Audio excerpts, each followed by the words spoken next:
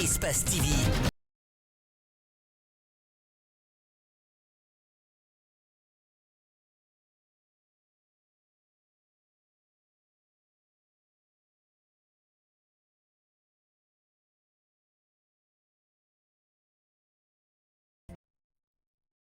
Vous êtes sur Espace TV, merci de votre fidélité. Bienvenue à tous, voici les titres de l'édition.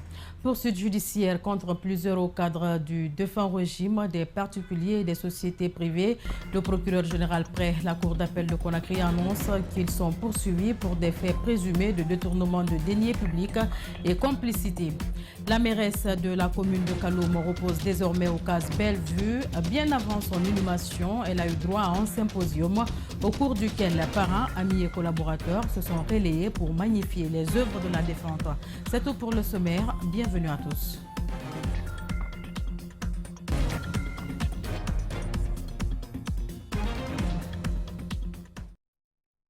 9 jours après son décès, la mairesse de Kaloum a rejoint sa dernière demeure ce vendredi au CAS Bellevue. Bien avant, la levée du corps a eu lieu à l'hôpital sino-guinéen en présence du Premier ministre de la Transition, du chef de gouvernement aux acteurs de la vie politique de notre pays. Les témoignages ont décrit une femme, homme politique exceptionnel. Alceni Bari, Abouakar Kikebangoura.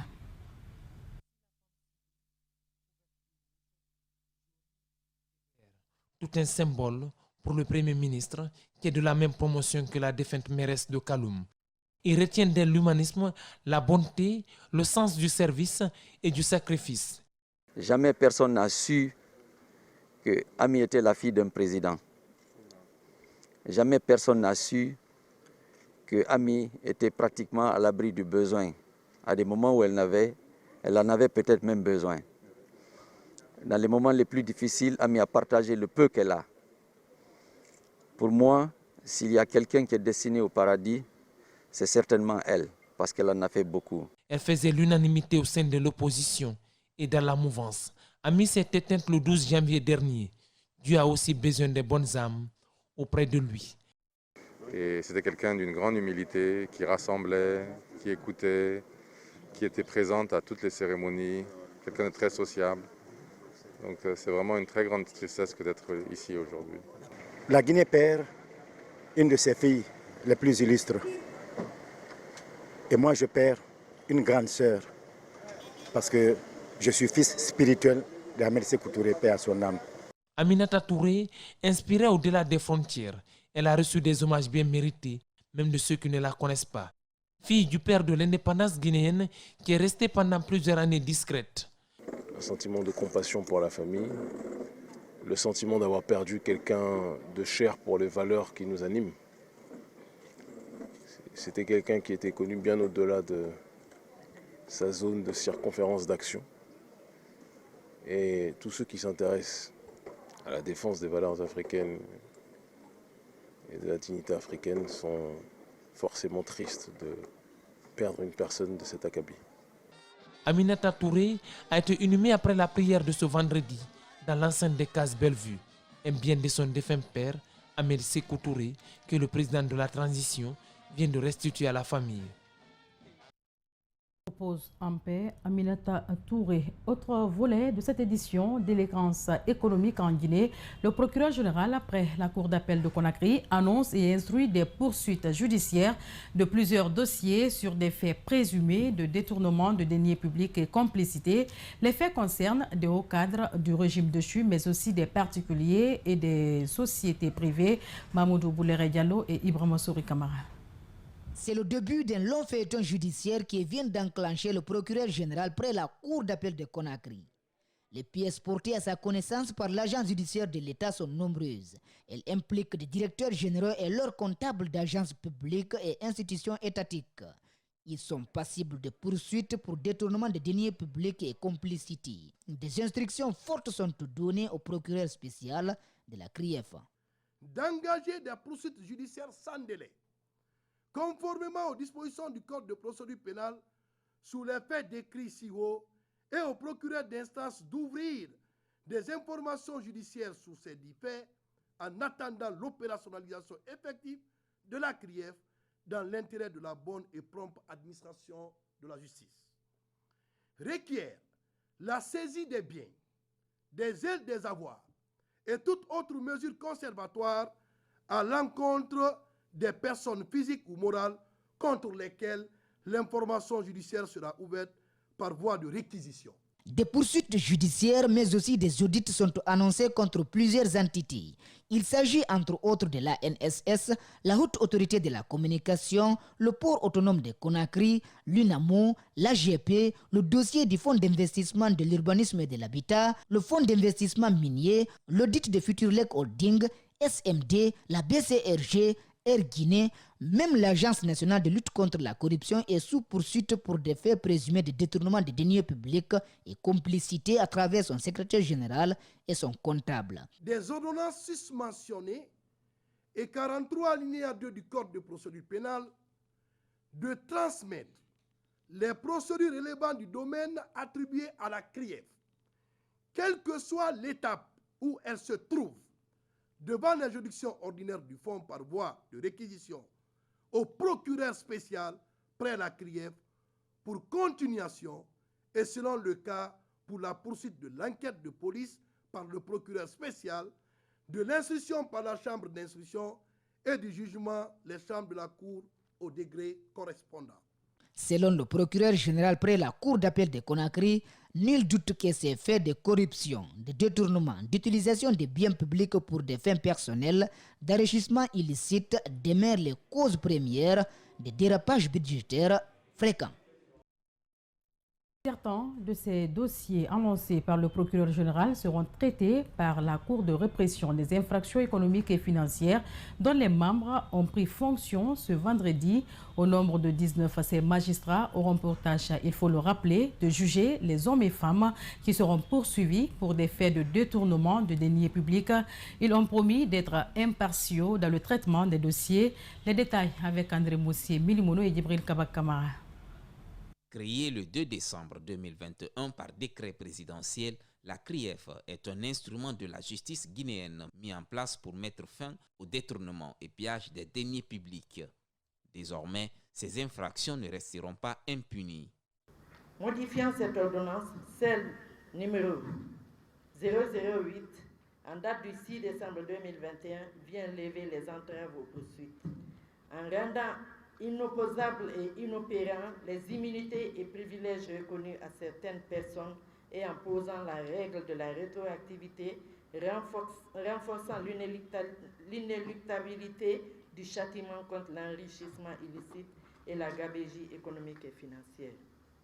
Les membres de la CRIEF sont conscients des éventuelles tentatives d'intimidation dont ils feront l'objet. Par la voix de leur président, ils ont promis d'y faire face et de traiter les dossiers qui leur seront soumis avec impartialité. Mon équipe et moi travaillerons avec détermination, courage et opiniâtreté, mais dans la légalité contre la délinquance économique et financière. Le Premier ministre, chef du gouvernement, a regretté les nombreux cas de détournement ayant fragilisé l'économie guinéenne ces derniers temps. Mohamed Beavogui a par ailleurs invité tous les cadres de l'administration publique à soutenir la CRIEF dans sa mission. Ce pays est riche parce qu'il a fait près de 2 milliards de dollars de recettes. Mais aujourd'hui, il finit de l'année 2021 avec près de 5 000 milliards d'arriérés. Voilà la réalité. Où est l'argent? Pas dans nos hôpitaux, pas chez les plus démunis, pas dans nos routes, pas dans nos infrastructures. Les 19 membres de la CRIEF ont été installés par l'inspecteur général des services judiciaires et pénitentiaires. Par les Nations Unies pour n'avoir pas payé ses contributions en application de l'article 19 de la charte de l'institution, la Guinée réintègre et retrouve ainsi son droit de vote. C'est le ministre des Affaires étrangères et des Guinéens de l'étranger qui l'a annoncé en marge du Conseil des ministres du jeudi 20 janvier 2022. Selon Dr Maurice Sanda Kouyaté, la dette de 270 000 $ américains due depuis 3 ans à l'ONU a été payée à la suite des instructions données par le président colonel Mamadi Doumbouya. Décryptage, Djibril Ba. C'est lors du Conseil des ministres de ce jeudi que le patron de la diplomatie guinéenne a annoncé devant ses collègues, le chef du gouvernement et le président de la transition, que la suspension de la Guinée par les Nations Unies pour le non-paiement de ses contributions en application de l'article 19 de la charte de la dite institution est levée. L'article 19 de la charte des Nations Unies précise qu'un membre des Nations Unies en retard dans le paiement de sa contribution aux dépenses de l'organisation ne peut participer au vote à l'Assemblée générale si le montant de ses arriérés est égal ou supérieur à la contribution qu'il doit pour les 2 années complètes écoulées. Le ministre des Affaires étrangères et des Guinéens de l'étranger, Dr Maurice Sanda Kouyaté, a rassuré qu'à la suite des instructions données par le président de la transition guinéenne, la dette de 270 000 $ américains que devait la Guinée à l'ONU depuis 3 ans a été payée. Le pays dirigé par le colonel Mamadi Doumbouya retrouve ainsi son droit de vote à l'ONU. Dr Maurice Sanda Kouyaté dit ne pas comprendre le fait que la Guinée, qui est le 2e pays producteur de bauxite dans le monde, soit incapable avant le 5 septembre de payer 270 000 $, alors qu'au même moment, des fonctionnaires étaient en train de construire des bâtiments à des coûts de millions ou de milliards de francs guinéens. Combien de journalistes ont dû patienter, parfois même abandonner des sujets de reportage par manque d'informations publiques? Difficile d'y répondre. Pourtant, en janvier 2021, l'ex-président Alpha Condé avait promulgué la loi portant droit à l'information publique, mais soit par manque de vulgarisation, soit par mépris, cette loi qui vise à promouvoir la bonne gouvernance n'a jamais été une réalité. Mamadou Saliouba, Mohamed Silla. En Europe, aux États-Unis, pénétrer dans les hôpitaux, dans les entreprises publiques, interviewer n'importe quel corps de l'armée est quelque chose de presque banal. Mais en Afrique, précisément en Guinée, sur le terrain, il arrive parfois que Malik renonce parce que tout simplement, l'information publique est cadenassée. Tu peux faire des mois et des mois à la recherche d'une source où il faut recouper l'info. Et l'information, c'est de l'actualité. Donc, au finish, si tu ne trouves pas où recouper, tu es obligé d'abandonner.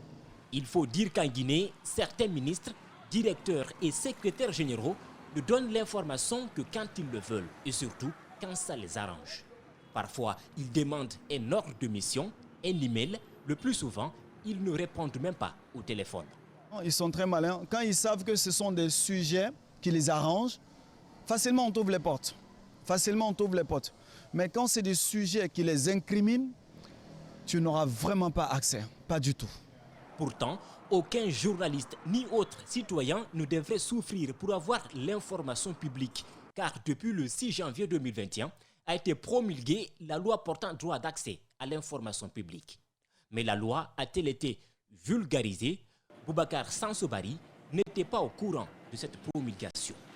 Il y avait beaucoup de faits présumés de violation des droits de l'homme. Si, dans ce contexte-là, on avait vulgarisé peut-être le contenu de cette loi désormais promulguée, peut-être que cela reviendrait de la part des autorités à se mettre un peu une espèce de corde au cou.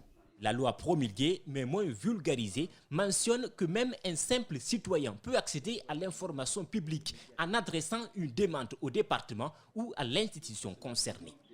Seul problème, rien n'a changé sur le terrain. Pour avoir l'information publique, il faut se lever tôt. Les gens, en particulier à l'intérieur du pays, les administrateurs territoriaux, refusent systématiquement de discuter, de débattre, à plus forte raison, de se prêter au micro ou à la caméra d'un reporter si ils ne reçoivent pas expressément l'autorisation de la hiérarchie. La loi est non seulement arrivée en retard, mais il reste encore beaucoup à faire dans le cadre du droit d'accès à l'information publique. Reportage signé Mamadou Saliouba et Mohamed Silla. Pour le lancement de sa 2e édition, la structure MACOM a tenu une conférence de presse ce vendredi au chapiteau du Palais du Peuple. Devant les partenaires, les organisateurs ont réitéré les valeurs de cette cérémonie et des innovations prévues. Quant à ses collaborateurs techniques et financiers, ils réaffirment leur volonté d'accompagner l'initiative jusqu'au bout. Antoinette Dédéo-Nivoyi et Ibrahima Sori Kamara. La grande estrade qui distingue et récompense les meilleurs de la presse guinéenne pendant qu'ils sont en vie, comme le dit son slogan « Célébrons-nous vivants », l'événement Les Media Awards va connaître sa 2e édition le 26 mars prochain. Le journalisme en situation de transition, c'est le thème retenu cette année. Cette année, vu que nous avions connu la transition Lansana Conté, Dadis Camara, puis nous avons connu Dadis et Sekouba Konaté, puis est arrivée la période Sekouba, professeur Alpha Condé, et maintenant Alpha Condé et Doumbouya, le colonel. Nous nous sommes dit qu'il était professionnellement intéressant de porter un regard critique sur notre parcours afin que de manière intelligente, les compétiteurs puissent traiter ce thème-là et qu'ils puissent en être récompensés. Au total, 22 prix seront décernés, contrairement à la première édition qui a consacré 12 sur les 16 prix prévus. Pour cette année, beaucoup d'innovations ont été apportées. Cette fois-ci, on va se retrouver avec une vingtaine de prix, 22 pour être précis. Le meilleur correspondant de la presse étrangère, Dieu sait qu'ils sont nombreux aujourd'hui dans notre pays. Nous avons un peu pensé à ces jeunes dames, les JRI, mais féminins. À l'intention des futurs candidats, le commissaire général énumère quelques critères. Cette année, on a décidé de diversifier l'inscription aux Media Awards Guinée. Non seulement il y aura une possibilité pour les journalistes de s'inscrire, mais il y aura une commission à l'interne du comité d'organisation qui va désigner les nominés dans certaines catégories. Il y a également une autre possibilité, ce sera l'inscription en ligne des nominés ou des postulants aux Media Awards Guinée, parce que l'aspect des rédactions, on ne l'a pas occulté, les rédactions auront la possibilité de présenter des candidats. Plus d'une dizaine d'entreprises partenaires ont exprimé leur satisfaction d'être associées à l'événement. En attendant, des formations et panels sont prévus pour les nominés. Ce journal a été réalisé par toute l'équipe de la rédaction d'Espace TV, coordonnée à la régie par Kadi Touré, Abouakar Foté, Soumaya Ali Asokra Kamara. Merci à tous de l'attention et à très vite sur Espace TV. Au revoir.